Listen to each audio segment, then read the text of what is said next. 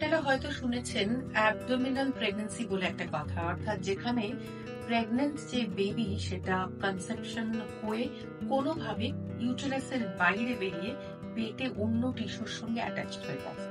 This is basically a form of ectopic বা heterotopic pregnancy. তো begin with এই প্রেগন্যান্সিটা আসে হচ্ছে টিউবের যে কোনো একটাতে, তারপর টিউবাল অ্যাবর্শন বলে একটা পদ্ধতি আছে যেটাতে টিউবটা স্কুইজ করে করে প্রেগন্যান্সিটা পেটের মধ্যে পড়ে যায়।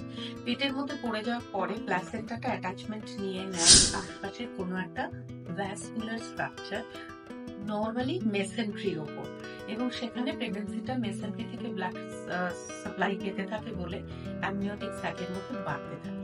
সাধারণত এই ডিটেকশন আজকের আল্ট্রাসাউন্ডের যুগে খুব তাড়াতাড়ি হয়ে যায় এবং আমরা এটাকে কখনোই প্রোগ্রেস অ্যালাউ করি না। যত তাড়াতাড়ি সম্ভব এই প্রেগন্যান্সি টার্মিনেশন করা হয়, পেট কেটেই করতে হবে মিনি সিজারের মতো, কারণ প্রেগন্যান্সিটা ইউট্রাসের মধ্যে নেই, আমরা তলা দিয়ে অ্যাপ্রোচ করতে পারবো না।